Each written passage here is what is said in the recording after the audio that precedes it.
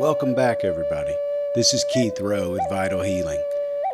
And I've been noticing something about the way that we talk with each other lately, and how often we're speaking past each other, like we're using different languages. And I started wondering, when did we stop being able to hear each other? And when did it become so noisy and almost as if everyone is screaming at each other? What I want to explore today is called The Return from Babel. It's about the ancient pattern of building towers so high that we lose touch with the ground, and how that same impulse is showing up now. It's just dressed differently. We're not stacking bricks anymore. We're stacking data. But the disconnect feels eerily similar. This isn't necessarily about finding all the answers.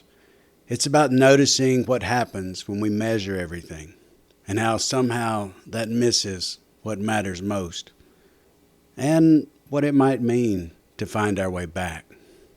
So let's dig into it. I've been reading Paul Kingsnorth's new book, Against the Machine. It opens a window into what he calls the machine, the modern impulse to measure, optimize, and control everything we touch. In Kingsnorth's telling, the machine is more than technology. It is the restless engine of control and consumption that shapes our entire civilization. And as I read, I kept realizing the pattern in my own life. The way I learned to measure my worth by what I produced, or the pressure to always be available and always be adding value. For 30 years I've lived in that system, and I'm still finding my way out. This impulse is ancient. In Genesis, the people of the plains of Shinar said, "Come, let us build ourselves a city and a tower with its top in the heavens." They were trying to reach heaven through their own construction. And that is the hubris beneath every empire. We stop participating in creation, and we start trying to control it. We mistake measurement for understanding. Babel's towers were brick, but the machine builds with information. It's the same impulse, it's just a different material. We have stacked data so high, we can barely hear each other speak. Everything gets measured, yet none of it holds the truth of being human. The metrics are precise, and still they miss the soul. They miss the weight in our breath and the pulse of our connections. What matters most lives in the body, far beyond anything a metric can touch. But I see this pattern everywhere. Notifications pulling us away from our lives, algorithms shaping our thoughts, debt built on promises of happiness, jobs that demand everything and offer just enough to keep us in place. The machine keeps us moving and comparing. It feeds on the ache that it creates, always suggesting that the next upgrade or the next version of ourselves will finally be enough. The goalposts, they keep moving because they were never meant to be reached. And there is a reason the machine resists what I'm about to offer. Because breath brings us back to ourselves, and presence lets us see what is right in front of us. And love, it reminds us that we are held and connected. And these simple things make it harder to stay lost in the noise. They slow us down just enough to hear our own truth again. They help us feel human in a world that often forgets what being human means. When we return to our breath, we start to feel again. We notice what is happening in our bodies instead of just pushing through. We see the difference between what we truly need and what we've been sold. We remember that we belong to something larger not to a system built on production. And this is dangerous to a world that depends on our disconnection. Like the original Babel, the machine creates confusion that keeps us from seeing what is happening. Anyone can find an expert to prove them right. Every corner of the internet has its own facts, its own language, and its own version of truth. We speak past each other, and the confusion is not an accident. While we argue, we miss the larger pattern. We miss how the debt trap works and how our quality of life declines while the corporate numbers improve. The machine does not need us to agree with its philosophy. It only needs us tired and divided. What helps me is not more information or better arguments. It's coming down from my tower, remembering that I am human and I'm not a machine, recognizing that I'm held by something far larger than anything we can build. I'm learning that language begins in the body. Words are shaped by lungs, tongue, and lips, and they ride on our breath before they ever reach another ear.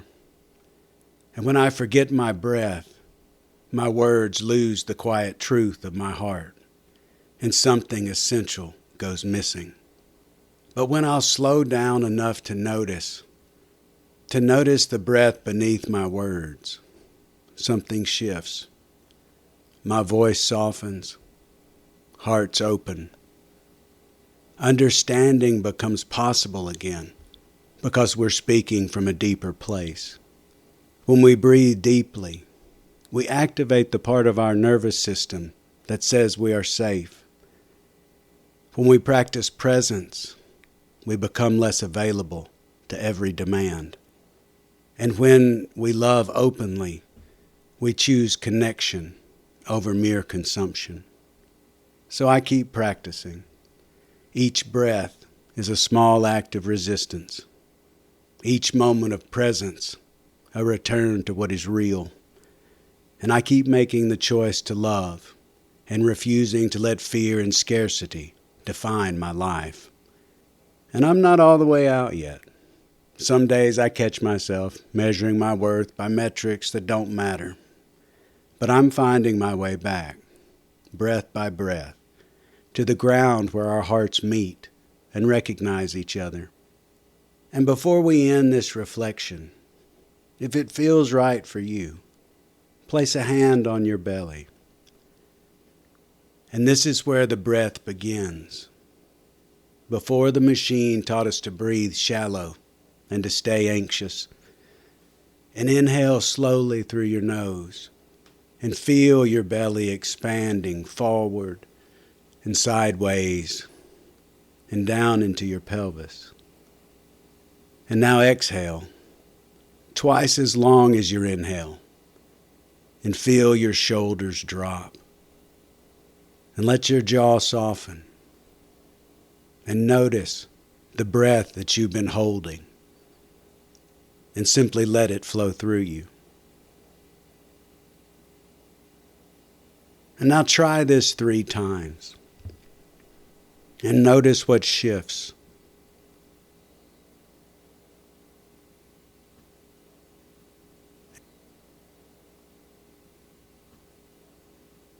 And as you find that grounded center, know that every word you speak can begin here. In that quiet exchange between body and world. And this is how we return from Babel. Not by building higher, but by coming home to the breath that connects us all. And you can bet the machine will keep demanding more. But we don't have to keep feeding it. We can set ourselves free. The return is possible. And I am walking it. I'm honored that you're walking too. So there it is. And here's what I keep coming back to. the machine doesn't rest. It's going to keep demanding more. It's going to keep offering the next upgrade, keep moving those goalposts. That's just what it does. And that's what it's built to do. But we don't have to keep playing. Every time I catch myself measuring my worth by how much I've produced today, or every time my breath gets shallow and my shoulders creep up toward my ears, I can choose to breathe into that tension and relax. It's not dramatic. It's quieter than that. It might be simply pausing before you get out of bed and consciously breathe for 5 minutes. Or it could be feeling your feet on the ground and settling in before you run out into your day. Or maybe it's the difference between responding with your heart instead of responding with your head. And that practice that I offered with your hand on your belly, slowly breathing in with a longer breath out. Maybe try that this week. Not because it's going to fix everything, but because it'll bring you back to yourself and back to the present moment. And from there, you can actually feel what's true. Thank you for being with me on this vital healing journey as we find our way back to ourselves and back to each other. Until next time.